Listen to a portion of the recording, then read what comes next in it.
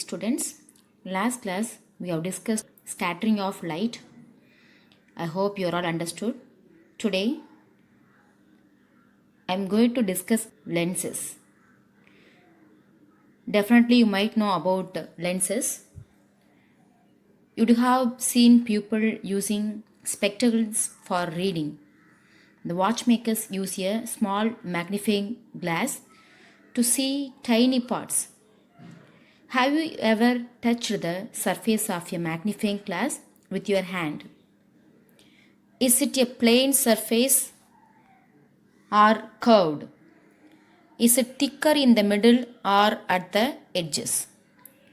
The glass is used in spectacles and that by watchmaker are example of lenses. What is a lens? How does it bend light rays? A transparent material bound by two surfaces, of which one or both surfaces are spherical, forms a lens. This means that a lens is bound by at least one spherical surface. What is it? At least one spherical surfaces. In such spherical lenses, the other surface would be plane. One surface will be plane and other surface will be bounded by spherical. A lens may have two spherical surfaces bulging outwards. A lens may have two spherical surfaces also. Both the side also may be bulge outwards. Such a lens is called a double convex lens or biconvex lens. It is a thicker at the middle as compared to the edges. Convex lenses converges light rays, hence it is called converging lens. Similarly, a double concave lens is bounded by two spherical surfaces, curved inwards. First we have discussed bulging surface is curved outwards. But here, two spherical surfaces curved inwards. It is thicker at the edges than at the middle. Such lenses diverge light rays and are called diverging lenses. The picture, the lens which is present at the middle is concave lens. A double concave lens is simply called a concave lens.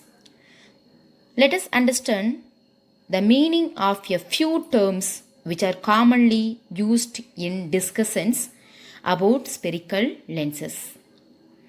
A lens has two spherical surfaces. Each of these surfaces form a part of a sphere. I told you already, spherical surface bulged on both the sides, in sense which makes a sphere. So the center of these spheres are called center of curvature of the lens. The center of these spheres are called centers of curvature of the lens. The center of curvature of a lens is usually represented by the letter C. C is the center of curvature. Since there are two center of curvature, we may represent them as C1 and C2. How we are getting two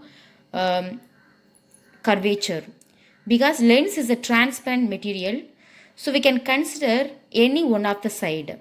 So we have both the side. We have both the side because it is transparent. We can have two sides. So we have a two center of curvature which is C1 and C2.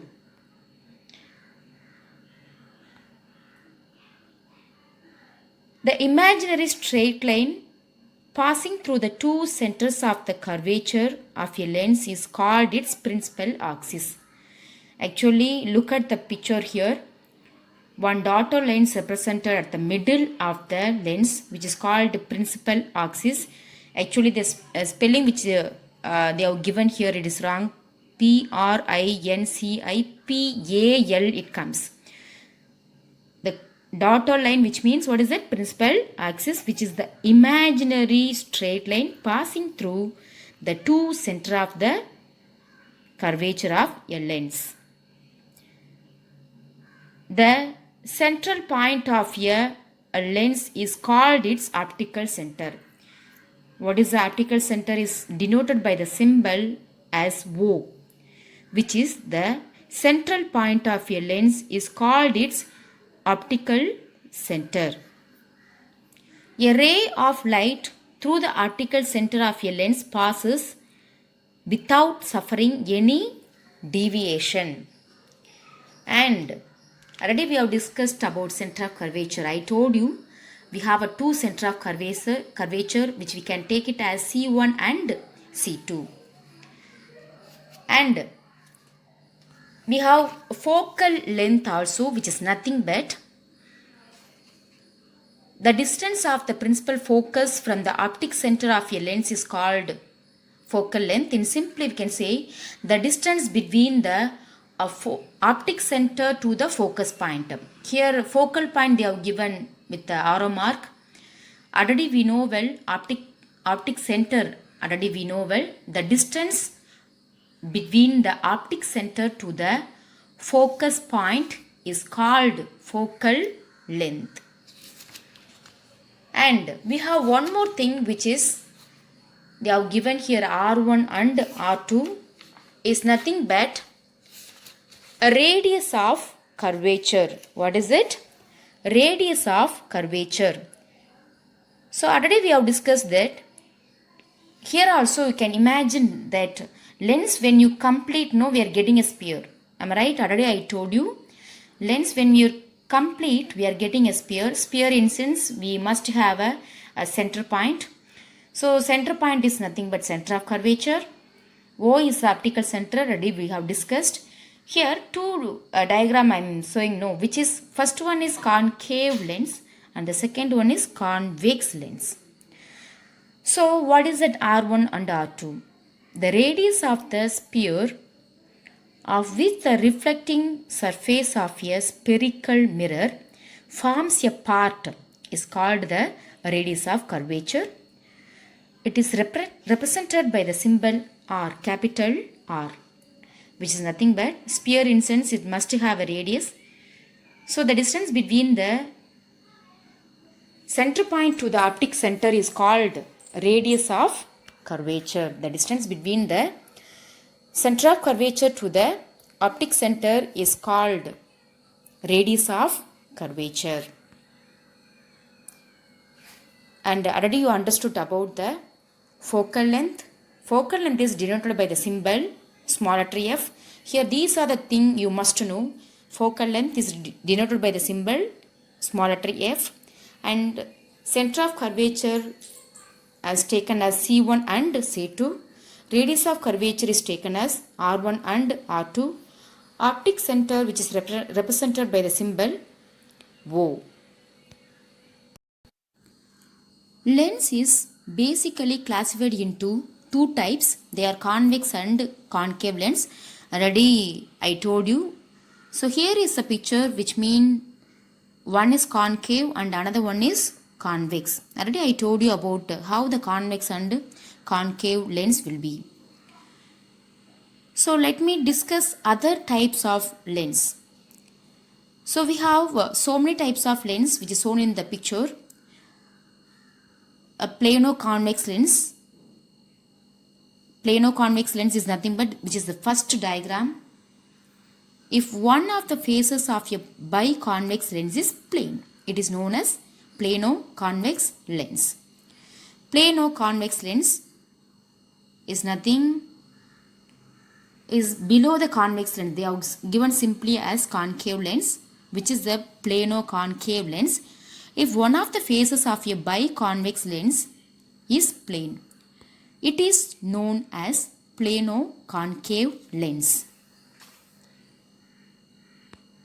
Now we will discuss the image formation due to the refraction through a convex and concave lens. Look at the picture clearly. The first one picture which shows that image formation in convex and second one is concave lens. When an object is placed in front of a lens, the light rays from the object fall on the lens.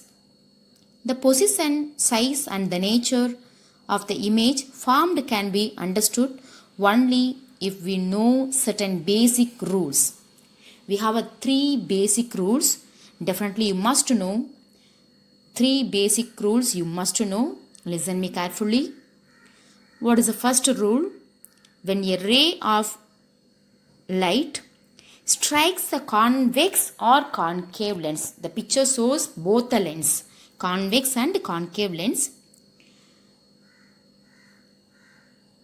When a ray of light strikes the convex or concave lens obliquely at its optical center, it continues to follow its path without any deviation. What is that?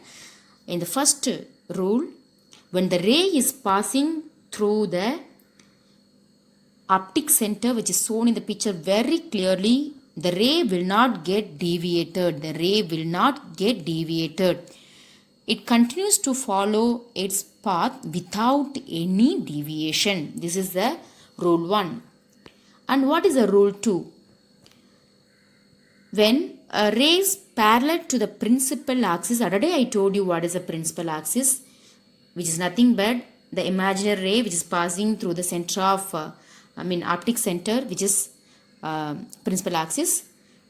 So whatever the incident ray which is parallel to the principal axis, have you understood? The picture shows clearly one ray is passing. Actually, here they have given single ray, but more than single is possible. More than single one is possible. For understanding purpose, they have given single ray.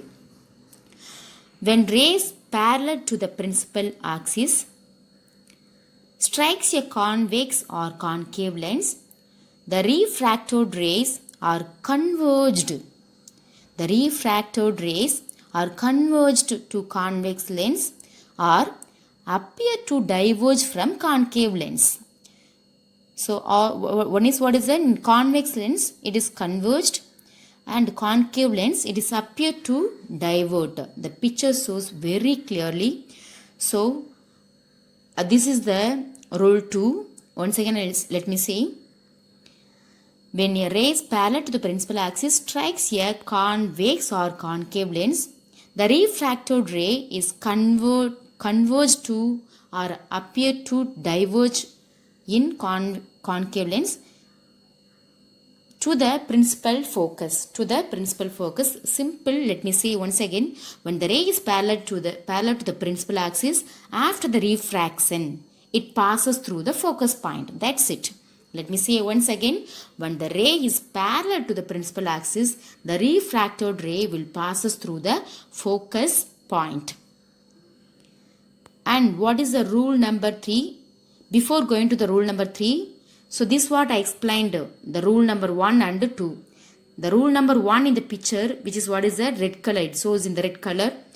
And the rule number 2 is what is that? Yellow color. Yellow color light rays. So what is the rule number 1? It says when the ray is passing through the optic center, there will be no deviation. So here there is no deviation. But the rule number 2, what it says? When the ray is parallel to the principal axis, it passes through the focus point, which they have given very clearly. And what is the rule number 3? When a ray passing through convex lens or else concave lens, the principal focus strikes a convex or concave lens, the refracted ray will be parallel to the principal axis. Is nothing. Let me say once again what is that? If the incident ray is passing through the focus point, after the refraction, the ray will be parallel to the principal axis. Have you understood, students? Look at the arrow mark here. The ray which is which is passing through the focus point. Listen the arrow mark.